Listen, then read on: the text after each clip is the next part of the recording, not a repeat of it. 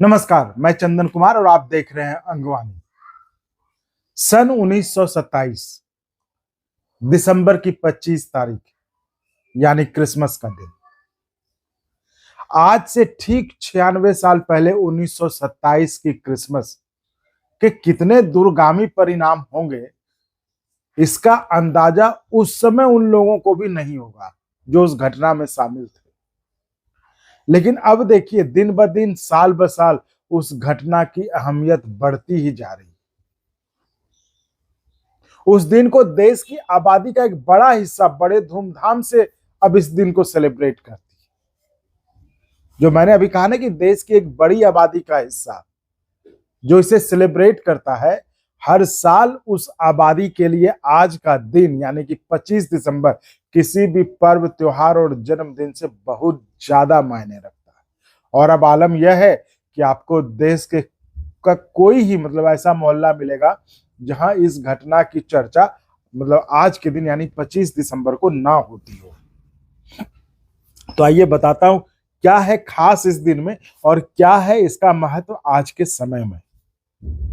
आज के ही दिन 96 साल पहले संविधान के निर्माता डॉक्टर बाबा साहब ने मनुस्मृति का दहन किया था, जो हमेशा के लिए इतिहास में दर्ज हो गया। पता है क्यों? चलिए वो भी बता देते हैं ताकि आपको सही सही सब कुछ पता रहे।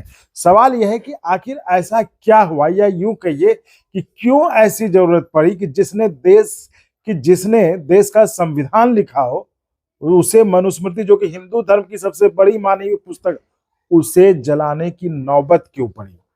इस वीडियो में इसी सवाल का जवाब की खोजने की कोशिश करेंगे कि बाबा साहब, जो खुद एक हिंदू थे, जिन्होंने हिंदू होकर भी हिंदू धर्म में सबसे बड़े उच्च स्तर की माने जाने वाली किताब मनुस्मृति को क्यों जलानी, पुस्तक क्यों जलानी पड़ी। जितना सुनने में पुस्तक जलाना आसान लगता है, ये उस समय उतना आसान नहीं था। कहानी उतनी सरल नहीं है जितनी कि आप समझ रहे होंगे। सदियों से जाति व्यवस्था में जकड़े अपने देश में जातिगत भेदभाव को मिटाकर बराबरी का हक दिलाने के मकसद से एक समरस समाज का निर्माण के लिए बाबा साहब ने आज के ही दिन 1927 में मनुस्मृति का दहन किया था। उस समय जिस तरह की जाति व्यवस्था थी, तो उस समय तो यह मनुस्मृति जलाना बिल्कुल भी संभव नहीं था, इस पर आप सोच भी नहीं सकते थे।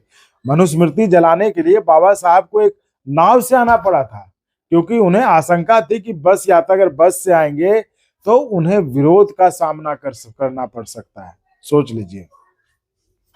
इसकी चर्चा भी आगे करूंगा, अभी तो उसी पर रहते हैं कि जलाना क्यों पड़ा।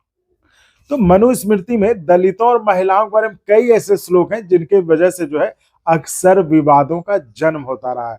बीबीसी से बातचीत में जो इतिहासकार हैं नराहर कुरुंदकर, वो बताते हैं कि स्मृति का मतलब धर्मशास्त्र होता है। ऐसे में मनु द्वारा लिखा गया धार्मिक लेख, उसको हम मनुस्मृति कहते हैं। मनुस्मृति में कुल 12 अध्याय हैं, जिनमें 2684 श्लोक हैं। कुछ संस्करणों में श्लोकों की संख्या 2964 है। उसी बातचीत में, बीबीसी के साथ उसी बातचीत में, कुरुंदकर ने मनुस्मृति पर अपनी सोच को बताते हुए ये कहते हैं कि मैं उन लोगों में शामिल हूं जो मनुस्मृति को जलाने में विश्वास करते हैं। अब हम समझते हैं कि क्यों वो ऐसा कह रहे हैं। तो मनुस्मृति के फॉर्मेट को समझाते हुए कुरुंदकर कहते हैं, इस किताब की रचना ईसा के जन्म के 200-300 साल पहले शुरू हुई थी। पहले अध्याय में प्रगति के निर्माण, 4 युगों, 4 वर्णों, उनके पेशे, ब्राह्मणों की महानता जैसे विषय शामिल है। दूसरा अध्याय जो है आपका ब्रह्मचर्य और अपने मालिक की सेवा पर आधारित है। तो उसी को उसी आर्टिकल, बीबीसी के उसी आर्टिकल में राजीव लोचन जी, जो कि पंजाब यूनिवर्सिटी में इतिहास पढ़ाते हैं, उनका कहना है, वो मनुस्मृति के इतिहास को समझाते हुए कहते हैं कि जब ब्रिटानी लोग भारत आए तो उन्हें लगा कि जिस तरह मुस्लिमों के पास कानून की किताब में सरिया है, उसी तरह हिंदुओं के पास भी मनुस्मृति है। और इसकी वजह से ही उन्होंने इस किताब के आधार पर ब्रिटिश लोगों ने मुकदमों की सुनवाई शुरू कर दी। इसके साथ ही काशी के पंडितों ने भी अंग्रेजों से कहा कि वो मनुस्मृति को हिंदुओं का सूत्रग्रंथ बताकर प्रचार किया। राजीव लोचन जी कह रहे हैं इसकी वजह से यह धारणा बनी कि मनुस्मृति हिंदुओं का मानक धर्म ग्रंथ है। तो राजीव लोचन जी आगे और बताते हैं कि बुद्ध जब जो है बुद्ध संघ को भारत में ख्याति फैलने लगी तो ब्राह्मणों ने अपना प्रभुत्व कम होते देख इस किताब को लिखकर अपने प्रभुत्व को फिर से जमाने की कोशिश की। उन्होंने एक मिथक रचा कि ब्राह्मण का स्थान समाज में सबसे ऊपर है और समाज में ब्राह्मणों और दूसरे लोगों के लिए अलग अलग नियम है। राजीव लोचन जी इसी को विस्तार से बताते और कहते हैं कि वर्णों के मुताबिक इसी वजह से ब्राह्मणों के को कम सजा मिलती थी लेकिन दूसरे लोगों को कड़ी सजा मिलती थी। यह कहा गया कि जो व्यक्ति गलत काम करेगा उसे कड़ी सजा का सामना करना पड़ेगा। ये किताब बताती है कि किसी भी स्थिति में ब्राह्मणों का सम्मान किया जाना चाहिए। किसी भी महिला का कल्याण तभी हो सकता है जब एक पुरुष का कल्याण हो जाए। एक महिला को किसी तरह के धार्मिक अधिकार नहीं है, वो अपने पति की सेवा करके स्वर्ग प्राप्ति कर सकती है। मनुस्मृति में यही सब लिखा है। तो ये सारी बातें जो मैंने बताया आपको, ये राजीव लोचन जी बीबीसी के उसी आर्टिकल में लिखा जिसको बीबीसी ने कोट किया है उनका नाम के साथ। तो अब तक तो आप समझ गए होंगे कि मनुस्मृति क्या थी और इस पर समय समय पर विवाद क्यों छिड़ जाता है। तो एक और इंटरेस्टिंग जानकारी है मनुस्मृति से जुड़े, वो भी सुन लीजिए। ब्रिटिश राज के दौरान ये किताब जो कानूनी मामलों में इस्तेमाल होने की वजह से खूब चर्चित हुई। जैसे मैंने आपको बताया, जब वो आए तो इसका इस्तेमाल करने लगे। बनारस के लोगों ने भी कहा कि इसको आप जो है प्रचारित कीजिए। तो जो विलियम जोनास थे उन्होंने मनुस्मृति का अंग्रेजी में अनुवाद किया। इसके बाद लोगों को पता चला, जब वो चर्चा में करे अच्छा मनुस्मृति में ये सब लिखा हुआ है। तो अब तक तो आप अच्छे से समझ गए होंगे कि मनुस्मृति क्या चीज है और अब आपको कारण भी समझ में आ गया होगा कि बाबा साहब ने क्यों जलाया होगा मनुस्मृति को और उसके बाद से इस दिन को मनुस्मृति दहन दिवस के रूप में क्यों मनाया जाने लगा।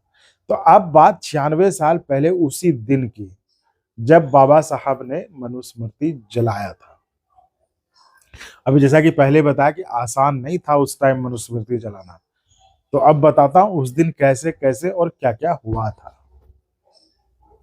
महाराष्ट्र के तत्कालीन उसमें जो कोलाबा था, अब उसको रायगढ़ कहते हैं, रायगढ़ के जिले में महार एक गांव था। वहां बाबा साहब ने अपने समर्थकों के साथ मनुस्मृति जलाई थी।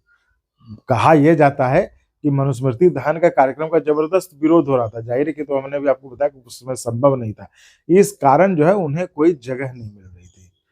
तब जो है फत्ते खान नाम के एक मुसलमान ने अपनी निजी जमीन पेश कर दी कि ये आप जमीन लीजिए और इस पर जो है वो जलाइए मनुस्मृति को। तो वहां पर जो है वहां पहुंचे, क्योंकि उनको वो नाव से आए थे, क्योंकि उनको आशंका थी कि बस से यातायात पब्लिक ट्रांसपोर्ट यूज करने पर उनको विरोध का सामना करना पड़ सकता है, उनको रोका जा सकता है। तो वो नाव से आए थे। तो मनुस्मृति को जलाने के लिए पर एक 6 इंच गहरा जो है और 1.5 फुट और गड्ढा खोद करके एक वेदी बनाई गई थी, जिसमें चंदन की लकड़ी डाली गई थी और वहां 3 तरफ बैनर लगे थे, जिसमें से एक पर मनुस्मृति की दहन भूमि लिखा था, तो दूसरे पर छुआछूत का नाश हो लिखा था, तो तीसरे पर लिखा था ब्राह्मणवाद को दफन करो। तो 25 दिसंबर यानी कि आज के ही दिन 1927 में सुबह 9 बजे मनुस्मृति का एक एक पन्ना फाड़ कर डॉक्टर अंबेडकर ने अपने समर्थकों के साथ, और एक 6 दलित साधु भी थे, उनके साथ मनुस्मृति का एक एक पन्ना उसी वेदी में डालकर मनुस्मृति को जलाया था। और तब से मतलब 1927 से अब वो दिन धीरे धीरे बड़े पैमाने पर हर साल मनाया जाने लगा है।